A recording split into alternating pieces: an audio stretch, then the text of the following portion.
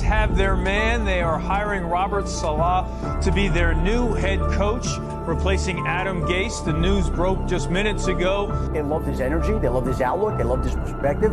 People loved everything about what he would bring to this particular job. They sat down, and from the time they sat down with him, they were enamored with the energy, the spunk, the intelligence that he would bring to that job.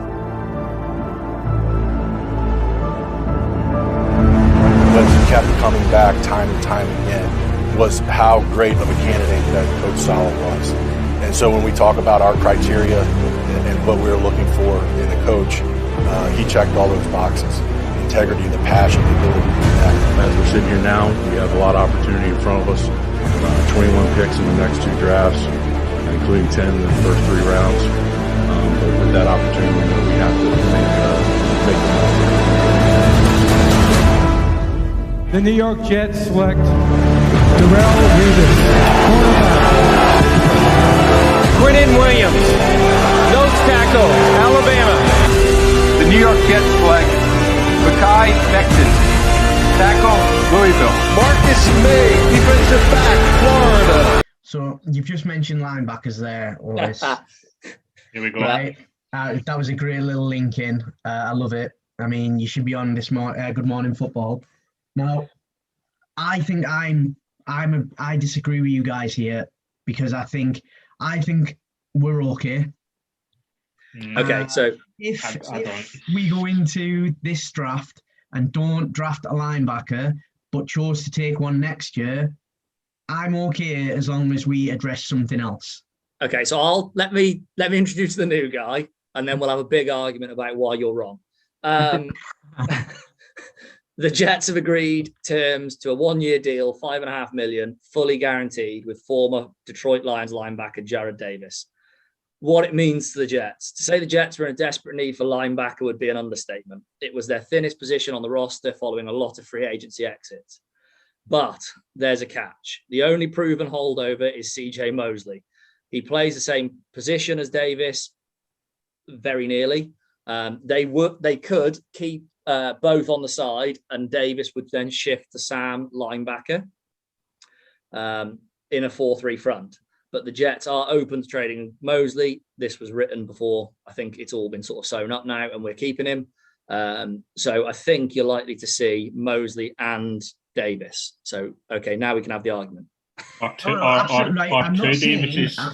not saying that there's not a need, but looking at all of the gaps that we all know are there, and we've all said there's multiple positions in need, we could get by and do okay because of that strong front if we were to, say, take a shutdown corner if one fell, is all I'm saying, right? I don't feel like we have to go, we need a cornerback, we need a linebacker, is all I'm saying, right? So I do think we could get better, but I don't think we need to go all out to get better. So I don't think you're necessarily wrong in terms of if we draft a shutdown corner, it makes linebacker a bit easier. I actually think that's a very true statement because of what I just said about Joyner coming down and taking Cashman out to put Joyner in. I think you'll see us in nickel a lot, which will essentially mean that you have 3 corners, 2 linebackers, 2 safeties in order to cover 4 wide from other teams. That means that you'd then be starting Davis and Mosley. So if you're comfortable that Davis and Mosley are going to be strong starters and Cashman's going to be good enough on obvious rundowns, then yes, we are good enough at linebacker. But I think that is very dependent on getting a corner that can lock down probably the top receiver, because I don't think we've got anyone that can do that at the moment. Yeah, I think we'll definitely be drafting a linebacker within the first. I think a linebacker will be gone within, well, obviously not pick 1, but within 5 or 6 total picks. I'm unsure on Cashman. I really am. I mean, just looking at the list I've got of linebackers in this draft, you've got Parsons, Karamoa, another Davis, who wouldn't surprise me. Collins, you've got Browning, you've got Cox, you've got the one that I think's massively underrated and the one that I like more than any of them is Werner. You've got Nick Bolton, you've got Moses, you've got Surrett, you've got Rice. The list. You've got Hilliard. The list goes on. I don't think Cashman will be starting in the Will next season. I think we'll be definitely drafting one. We spoke about this before it, and we'll speak about it when we come to the mock draft. But I think if they're happy enough to go line 34 or later, and the top 4 cornerbacks are gone at 23, I think the next position they'll look at will be linebacker before wide receiver, before running back, before tight end, before safety. So depending on how the draft falls, I would not be shocked if we got someone at 23. And I think it is. I personally think it's a big need. I mean, I think we spoke about this a few days ago, and I think it was. Did I have it number 3 on my need out with of quarterback, obviously? So yeah. I also don't think the linebacker core we've got there now is deep enough either. So I think we've got to go quite early. Where are you sitting, Kane, on this? I think if we get a number 1 corner, the only thin place is linebacker, to be honest. I think that's all we need. We've got the safeties. We need 1 corner, and the defensive line is usable and good. I think. Yeah, I mean that was my thing. Like, I'm in agreement with you, Fraser. I think 23 and 34 are very big picks. Yeah. And we've had the discussions of if the cornerbacks aren't there, and then we're not looking at like a superstar that can go wide receiver or another gaping hole, it may be a linebacker because there'll be somebody there. Yeah, I look at my thing is I don't want us to go 24 cornerback and then 24 linebacker and then leave everything else for later. No, I feel like linebacker, we're only probably a couple of utility players away from being perfectly fine. Yeah, not amazing and not game changing, but we could get by. And I agree with you there, but I think it comes down to how the draft falls. Oh, absolutely. I mean, if one of the top 4 cornerbacks that we'll mention in the draft when we talk about it are gone, I would much rather take that superstar linebacker of Karamoa, Bolton, whoever Parsons, whoever we think is falling to there. Because if all 4 cornerbacks are gone, there's going to be one of the top linebackers at 23, just the way the draft's going to fall. I would much rather go linebacker over a Bateman at wide receiver, a Harris at running back. Even though they're super, super talented at their positions, I just think building this roster the right way this year, especially, linebacker would make sense at 23 or 34, depending on how the board falls. But I agree to the extent that O-line cornerback is definitely a priority well before linebacker. I'm speaking outside of them options if they're not available. I think it's quite a high need. Yep. So I'm going to chuck in something controversial. We'll talk about this more in the draft as well, I think. There's an awful lot of top linebackers that are being talked about, and we've just mentioned some of them now, that people need to look into schemes on, because most of them predicts a 3-4 inside linebacker. And that means you're not drafting them to replace Cashman, you're drafting them to replace Mosley. And if you think that you're going to replace Mosley and put Mosley to Will, that's not going to happen. No. So it's just being aware of the difference in middle linebacker. There's an awful lot of them being touted as middle stroke outside. Well, make up your mind. Either you're an outside linebacker or you're an inside linebacker. They're very, very different, like different things. One of the ones you mentioned a minute ago, Bolton, very good linebacker. One of the best things about him is he can blitz. Well, that's not something that's required from a linebacker in a 4-3. In theory, that shouldn't be a need apart from for the guy right in the very center, which is Mosley. So it's going to be an interesting one to see. We'll have definitely, to see. Greg's not here this year. We're not zero blitzing any time ever again. Right. So we've got one spot left. Yeah. Now, I think off previous discussions with everybody, I think we all love this position. We maybe not in love with who we've got at the position. Because when you think about it, we've been spoilt. We had two sessions of Darrell Revis at cornerback. We know what it's like to have an island with one man that can take out half a field. It's true. And when you look at it now, I mean, there's four. Well, I don't dislike any of them. I think all of them have got something about them. Lamar Jackson's probably the bottom of my list. Do you think? Bryce Hall and Bless Austin. I like Bless because I think he's got he doesn't have the skill of Jalen Ramsey, but he's got the attitude. If we can coach him up, I think he could mouth off with the best of them. Yeah. Which that's half of why Jalen's so good. He's inside your head before you even talk with him. So I think corner's a really interesting one. We've touched on it a little bit there being a big need. If you had to, day one, the three guys at the number one spot could all function.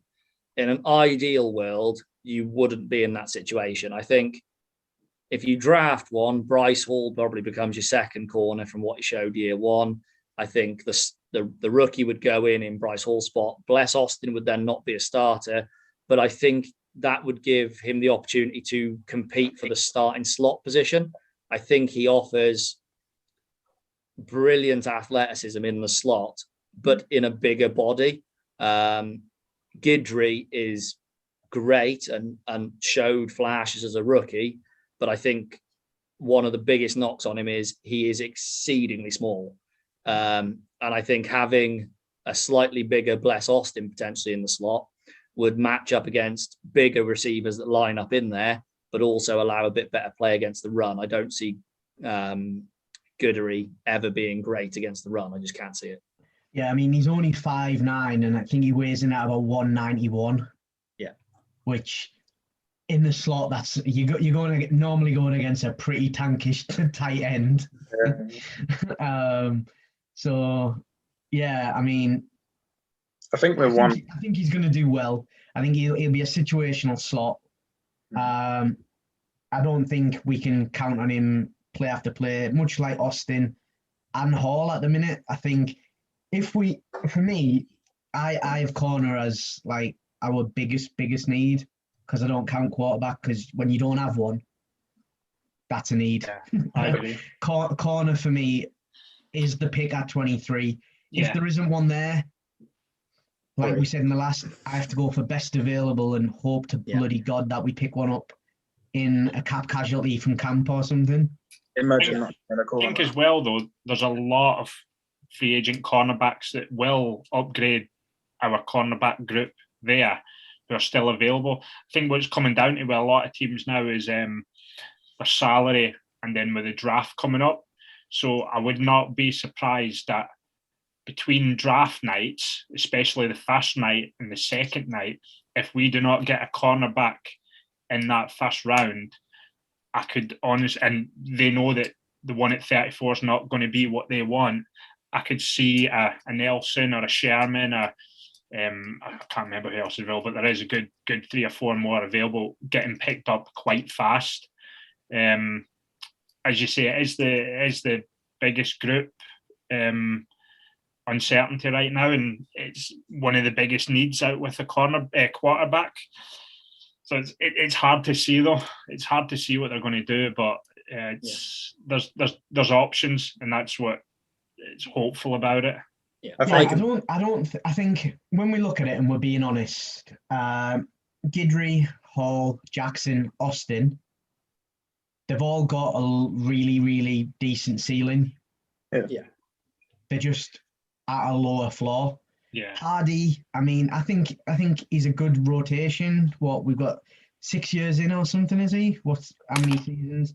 He's a special teams player, really, isn't he? He's going to be special. I put him in there as backup. He's going to be a beast in special teams. It's that thing, isn't it? I think for me, corner is that one that if we don't get, like you've just said, Frizz, if there's not a draft either, we've got to go and push out for Sherman or somebody. Nelson would be the one for me. I think Nelson would be a no-brainer. And I was just actually looking today on Nelson's Twitter, and it's absolutely mad. If you go on his likes, how many things of the New York Jets he's liking. He's not liking any other team's stuff. It's all New York Jets, and it's all New York Jets. And I'm surprised. Like I'm actually really surprised that I've not went and got Nelson. And one of the reasons is because you probably get him in a good salary. And if someone like Horn or Farley or Newsom is there at 23, and you can nab one of them as well, that cornerback group is massively changed. It goes from being one of the unsure positions on the roster to one of the ones that you're 100% sure can be effective. Yeah. The bit I think that's held up the cornerback market in terms of Sherman and Nelson is Sherman, I think, just so down to age and salary expectations because it's Richard Sherman. But Nelson is because last year was a down year for him. I think had he have played 2020 like he played 2019, we don't have this conversation now because he's not available. But I completely agree. The best thing for the Jets now is to not sign a corner. If one's there at 23 or 34, if one really does slide, great, take him and then not need to worry. But as you say, if after day 3 we haven't got a starting corner, you call Nelson and be like, look, you're coming into the building, we're going to give you $8 million a year and let's get on with it. It's concerning, and it might be a bit disappointing on draft night if they're all gone at 23, because I know that the majority of people probably want cornerback, but I don't think it's a be all and end all. I think there's massive options still available, which is good. Which we'll see in a minute, I hope. Yeah, like we said when we were talking about the D line, getting that pressure relieves a lot of the cornerbacks. Yeah. If the linebackers perform like we know that they could, like if Mosley comes back like Ravens Mosley, all of a sudden that strengthens the middle. It takes a lot of pressure off. So yeah. I think we've covered pretty much everything that we should cover. Yeah. Obviously, as we mentioned, we're not going to cover quarterback because that could be a 2-hour show just on its own. So what we'll do is we will call it quits on this one now. Thanks for watching if you watched. If you didn't, what you playing at? And then check out the next video for our mock draft where we will probably disagree more than we agree. But you know what? We're going to get there. We're not going to kill each other. Fortunately, we're not live. But yeah, we'll see you I was again. going to say there, when you said that you watch, hope you enjoyed it. And I was like, oh, is it live? No, not yet. We're going to put it on live later. Thanks, guys. Thank Cheers. you.